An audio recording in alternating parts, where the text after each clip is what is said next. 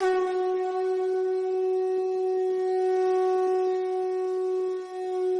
श्री कृष्णा सभी साथियों को आपका मेरे पुण्य कथाएं चैनल में आपका हार्दिक स्वागत है। आज हम हर महीने कही जाने वाली चौथ माता की कहानी सुनेंगे। साथ ही जो चौथ माता की कहानी के साथ गणेश जी की जो कहानी सुनी जाती है वह भी साथ में सुनेंगे।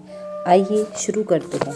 प्रत्येक माह कृष्ण पक्ष चतुर्थी के दिन संकट चतुर्थी तथा चौथ माता का व्रत रखा जाता है, जिसे अत्यंत ही शुभ माना जाता है। इस दिवस पर महिलाएं निराहार उपवास करती है।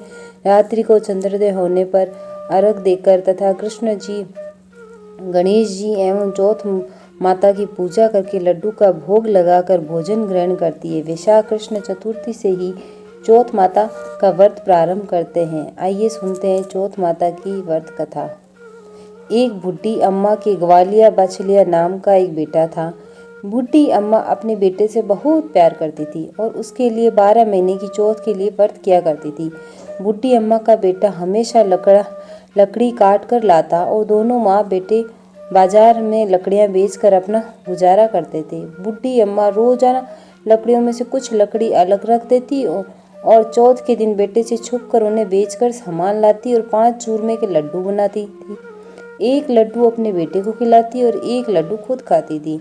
एक बार चौथ का ही दिन था। बुढ़ी अम्मा का बेटा अपनी पड़ोसन के पास गया। उसने देखा पड़ोसन ने चूरमा बना रखा था।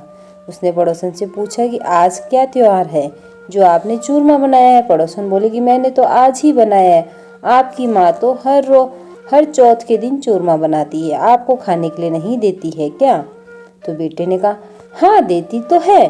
फिर पड़ोसन ने बुढ़ी अम्मा के बेटे से कहा कि आप जो लकड़ियाँ काट कर लाते हो उनमें से कुछ लकड़ियां आपकी माँ छुपा कर बेचती है और उन्हीं लकड़ियों से मिलने वाले पैसे से चूरमा बनाती है। बेटा अपनी माँ के पास गया और बोला कि माँ, मैं इतनी मेहनत से लकड़ी लेकर आता हूँ और तुम चूरमा बना बना कर खा जाती हो। तो या तो आप मेरे को छोड़ दो या फिर चौथ माता के व्रत को छोड़ दो। माँ बोली कि बेटा, मैं तो ये व्रत तुम्हारे लिए ही करती हूँ। तुम्हें छोड़ सकती हूँ लेकिन चौथ माता के व्रत को नहीं छोड़ सकती। बेटा घर छोड़ के जाने लगा तो माँ ने कहा, बेटा तू जा तो रहा है लेकिन यह अनाज है जिसने चौथ माता की कहानी सुनी है, यह लेकर जा और जब भी संकट आए तो चौथ माता का नाम लेकर कुछ दाने वहां डाल देना। बेटे ने सोचा यह तो झूठ है, लेकिन कोई बात नहीं। उसने वह अनाज के दाने रख लिए और घर से चल पड़ा। वह घर से थोड़ी दूर गया था कि उसने देखा कि खून की नदी बह रही थी और कहीं से भी रास्ता नजर नहीं आ रहा था। उसने चौथ माता का नाम लिया और थोड़े से अनाज के दाने वहां डाल दिए और कहा, हे चौथ माता, अगर आप सच्ची हैं तो यहाँ रास्ता हो जाए। इतने में नदी सूख गई और वहां रास्ता हो गया।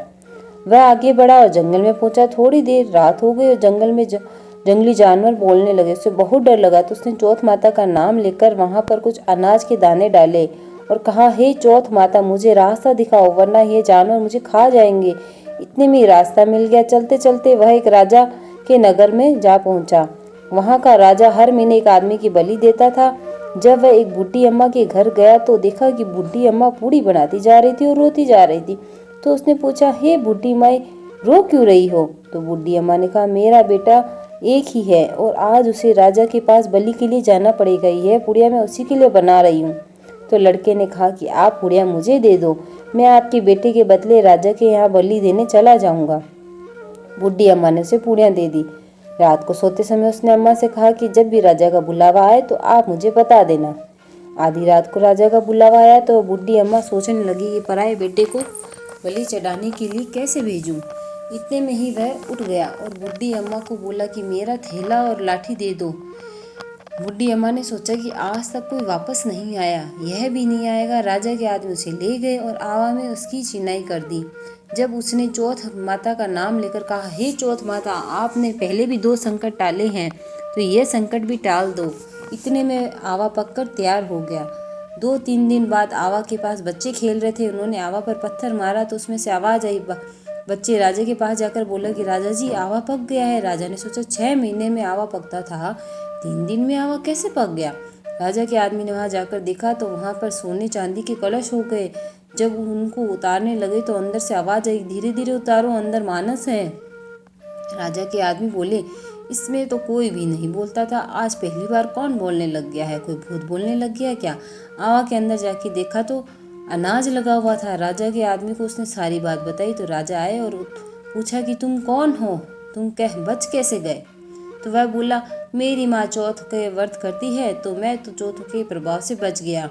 राजा को उस पर यकीन नहीं हुआ तो राजा ने उसकी परीक्षा लेने के लिए सोची। राजा ने बोला कि तू एक घोड़े पर चढ़ जा और मैं दूसरे घोड़े पर चढ़ जाऊंगा। तेरे हाथ पैर रस्सी से बांध देंगे, अगर रस्सी से खुलकर मेरे पैर में बंध गई तो चौथ माता सच्ची है। तो राजा व लड़का दोनों घोड़े पे बैठ गए तो उसने थोड़े से अनाज के दाने डालकर कहा, हे चौथ माता मेरी लाज रखना। इतने में ही उसकी रस्सी खुलकर राजा के पैर बंध गई। राजा जी ने सोचा कि चौथ माता तो है तो सच्ची है। उन्होंने अपनी बेटी की शादी उसके साथ कर दी। वह रहने लग गया। बहुत दिनों बाद उसने कहा कि आज हमारे गांव की तरफ बिजली चमक रही है। तो रानी ने पूछा, आपके गांव भी है? तो वह बोला कि मेरी एक माँ भी है, हम अपने देश चलेंगे। राजा जी ने उन्हें बहुत सारा धन देकर विदा किया। दूसरी तरफ बुढ़िया माई ने लकड़ी तो करती नहीं थी, इसलिए वह गोबर चुनकर उसे सुखाकर बेचकर अपना गुजारा करती। पड़ोसन ने उनके बेटे बहू को आता देखकर बुढ़िया माई से, तेरे बेटे बहू आ रहे हैं और बहुत सारा धन लाए हैं। बुढ़िया माई ने बोला, मेरे कर्म में बेटा कहाँ था? एक बेटा था जिसको तूने लगा सिखाकर भेज दिया। पर बूढ़ी माँ का मन ही और बेटे बहू आ रहे थे। बेटे बहू आने के बाद अम्मा का आशीर्वाद लेने लगे और कहा कि हम चौथ माता के प्रभाव से ही बचे हैं। हम सारी नगरी में ढोल नगाड़े बजाकर कहा कि बेटे और उसकी पत्नी सब चौथ का व्रत करें, 13 नहीं तो 4, 4 नहीं तो 2, 2 तो सब ही करें। हे चौथ माता, जैसे बुढ़िया माई के बेटे का संकट काटा वैसे ही सबका संकट काटना। कहते को सुनते को सबको अपना आशीर्वाद देना। जय चौथ माता। अब हम सुनेंगे गणेश जी की कहानी। चौथ माता की कहानी बिना गणेश जी के सुने अधूरी है, तो स्टार्ट करते हैं हम लोग। एक बुढ़िया माई थी, मिट्टी के गणेश जी की पूजा करती थी। रोज बनाए रोज गल जाए। एक सेठ का मकान बन रहा था। वह बोली, पत्थर का गणेश बना दो। मिस्त्री बोले, जितने हम तेरा पत्थर का गणेश गढ़ेंगे उतने में अपनी दीवार छीन लेंगे। बुढ़िया बोली, राम करे तुम्हारी दीवार टेढ़ी हो जाए। अब उनकी दीवार टेढ़ी हो गई। वो चीने और ढावा देवे, चीने और ढावा देवे। इस तरह करते करते शाम हो गई। शाम को सेठ आया। उसने कहा, आज भी कुछ नहीं किया। वह कहने लगे, एक बुढ़ी आई थी और वह कह रही थी, मेरा पत्थर का गणेश गढ़ दो। हमने नहीं गढ़ा तो उसने कहा, तुम्हारी दीवार टेढ़ी हो जाए। तब से दीवार सीधी नहीं बन रही है, बनाते हैं तो और ढा देते हैं। सेठ ने बुढ़िया को बुलवाया। सेठ ने कहा, हम तेरा सोने का गणेश बना देंगे, हमारी दीवार सीधी कर दो। सेठ ने बुढ़िया को सोने का गणेश बना दिया। सेठ की दीवार सीधी हो गई। जैसे सेठ की दीवार सीधी हो वैसे सबकी करना। जय गणेश जी महाराज की। जैसे सुनने वालों को, हुंकारा भरने वालों को, सब पर गणेश जी महाराज की और चौथ माता की कृपा बनी रहे। जय गणेश, जय चौथ माता। इसी तरह अगर आपको मेरा ये वीडियो पसंद आया है तो इसे अधिक संख्या में भक्त गणों को शेयर करें, इसे लाइक करें और मेरे चैनल को सब्सक्राइब करें ताकि इसी तरह आपको पुण्य कथाओं का आनंद मिले। जय श्री कृष्ण।